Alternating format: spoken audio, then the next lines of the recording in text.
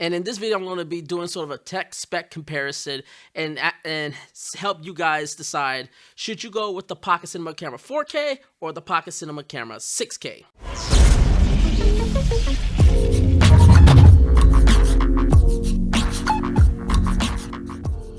What is up, everybody? James Jackson here. If you're new to the channel, I do tips and tricks for the filmmaking industry, as well as do gear reviews and tech reviews. So if you like the content of this channel, please make sure to hit that subscribe button and hit that bell so you can stay up to date on all the content we're doing here. Once again, Blackmagic. We're doing more videos on the Blackmagic Cinema Camera 6K. And this video, I wanted to sort of dive more into it, as now we have a little bit more of a better understanding of what is coming with this camera, what it's capable of, what it's not capable of, and comparing that to this guy right here, which is the Pocket Cinema Camera 4K. So this is sort of a part one of a larger discussion of this camera and its 6K compartment. So right now I'm just sort of going to tech spec because I know there's quite a few of you guys out there who are very interested in this camera, but you're also looking at the Pocket Cinema Camera 4K. You may have been looking at the Pocket Cinema Camera 4K and you see this and you're like, which camera should I go with? And even though I don't have the camera yet, I am definitely going to be getting it as soon as I can.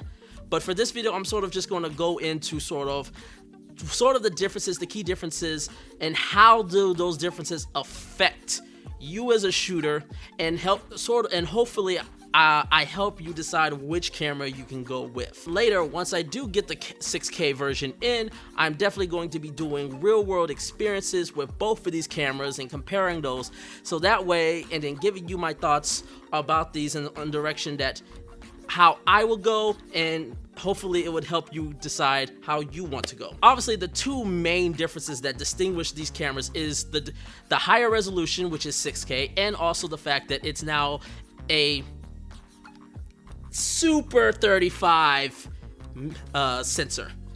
And I say that in air quotes because everybody's blowing out. I was like, oh, it's a Super 35, it's a Super 35 millimeter sensor.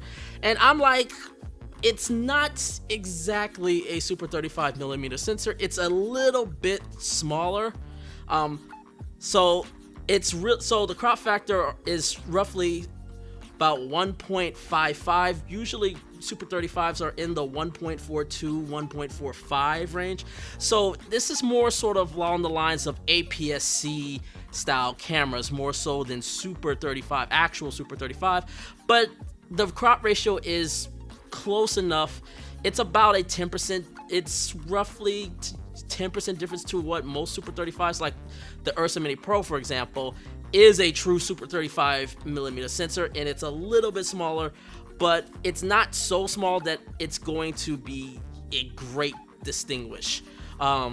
So just be aware, it's not an actual Super 35 sensor. It's very close to Super 35, but it's not actually that.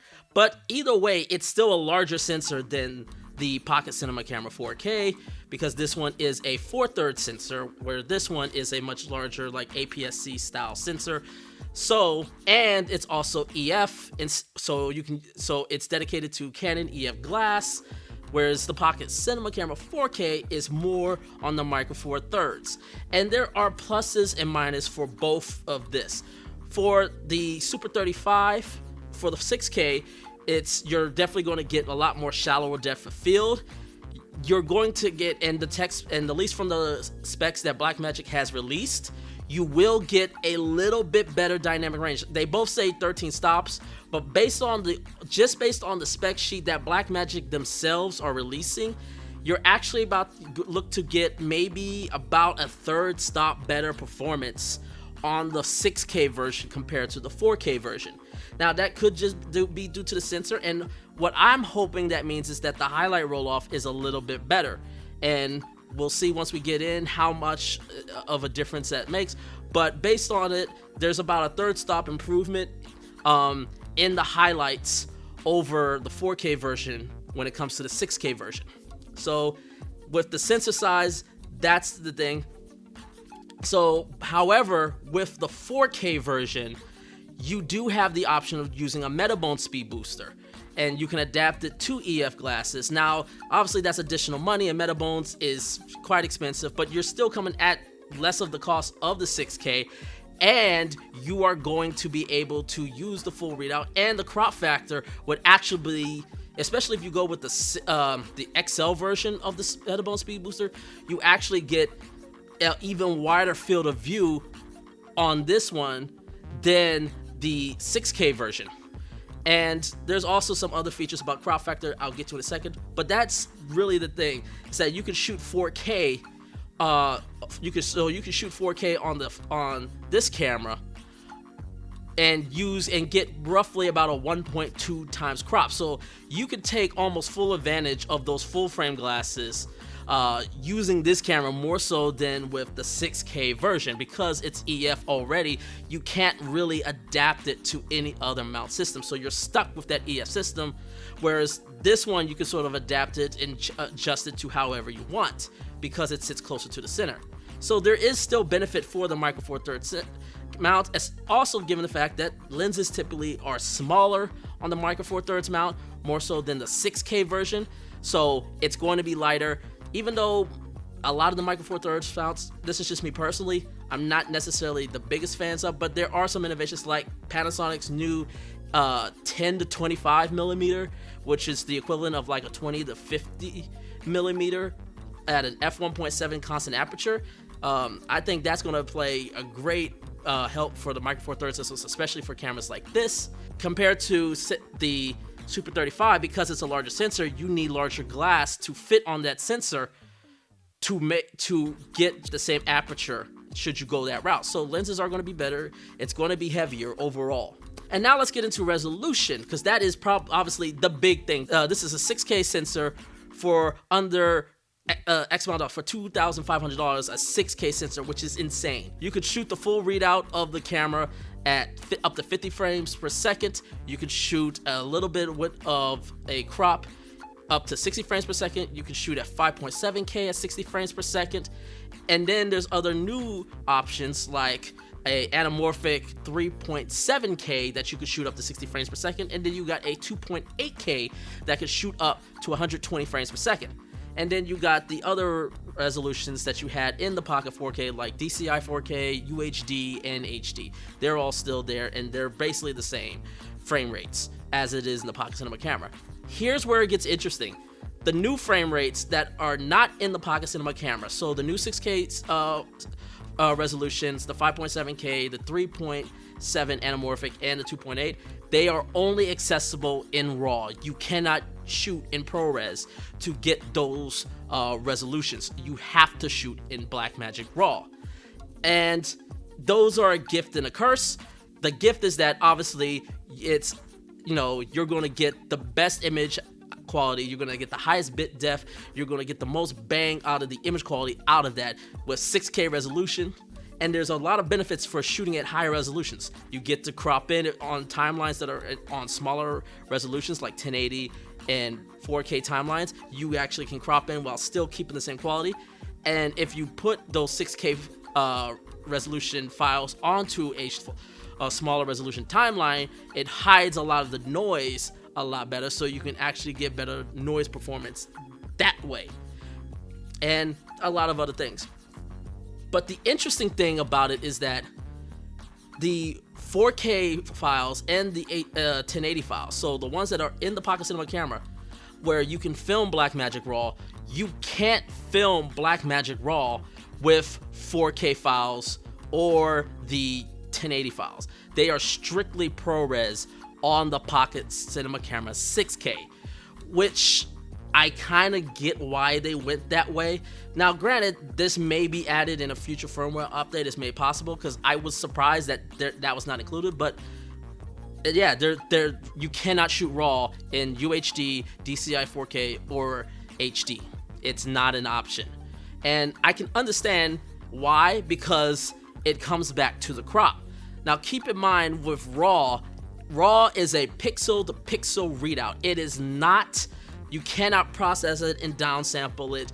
It is just a pixel-to-pixel readout of the sensor. So what that means is whatever resolution you shoot at, you have to use that many megapixels. So if you're shooting on a 6K, if the full readout of the sensor is 6K, if you downscale to 4K, it is going to, if you downscale to like DCI 4K, it is an additional 1.5 times crop on the crop sensor that you already have. Right, so yeah, so using DCI 4K, which is a 1.5 times crop, and then you times that by the crop, you're actually getting a 2.25 times crop if you were shooting in DCI 4K on the Pocket Cinema Camera 6K.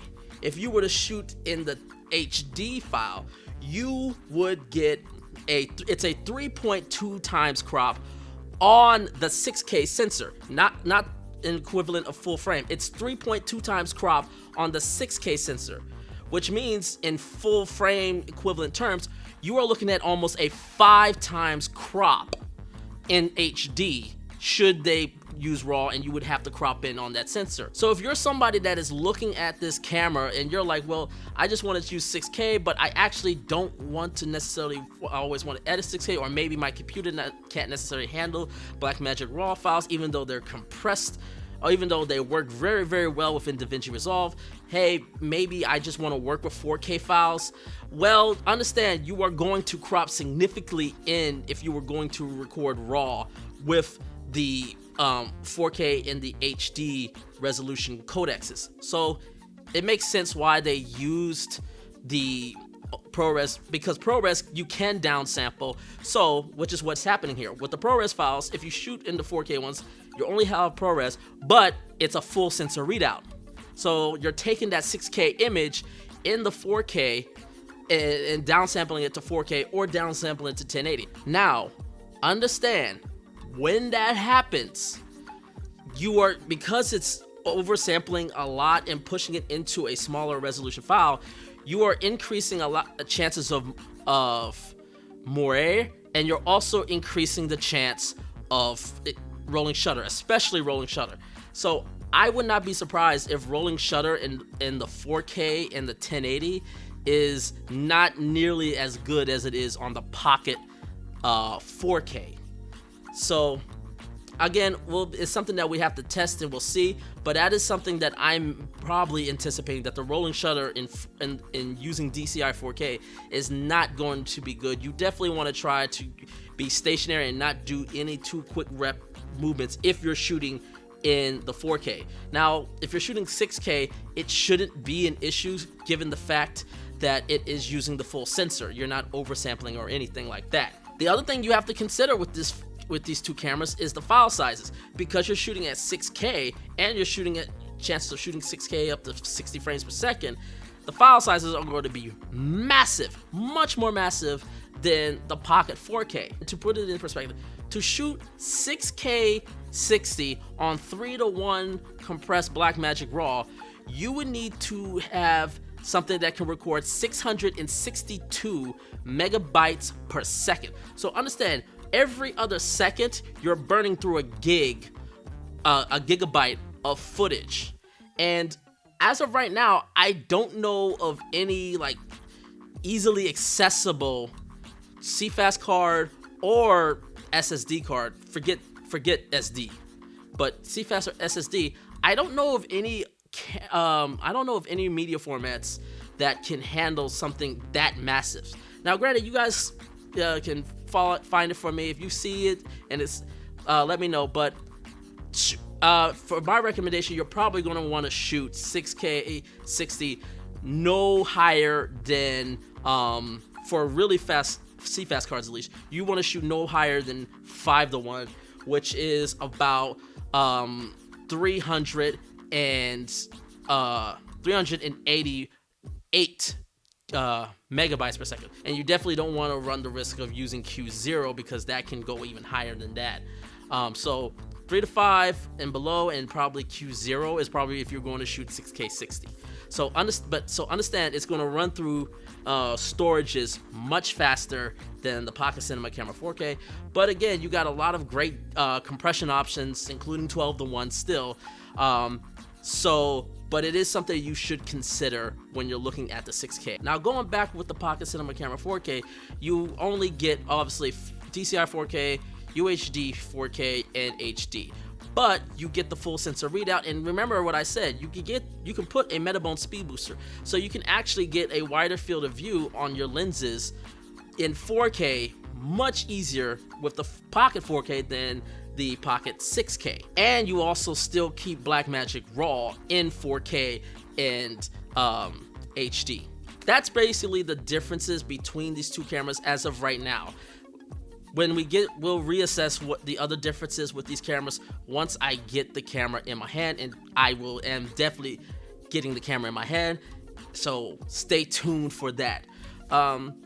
At this moment in time, without obviously seeing the 6K camera, but just going off the specs, the way I see it is, if you are not either ready to handle the larger files of 6K, if you're not ready, if you don't think your computer's going to be able to handle the file management as well as running 6K on your computer, or you don't really necessarily feel like you need 6K, you really just want to deal with 4K files, then definitely go with the Pocket 4K. Even though it's a smaller sensor, you can still get a wider field of view and still manipulate the image in 4K. It is definitely better for the 4K files using the Pocket Cinema Camera 4K. However, if you want that extra wiggle room, because really, like I said, you don't want to shoot in 4K that much. You really are getting the Pocket Cinema Camera because of you have a lot of EF glass. If you want to work with 6K files, you want to be able to have that extra resolution, so when you can go into a 4K timeline, you can crop in without dropping quality. If that's the workflow that you want to go in, then yes, at this point in time, I would say consider the Pocket Cinema Camera 6K. Thank you guys for watching. Make sure to leave a like, leave a comment below, make sure to hit that subscribe button, and until next time, take care everyone.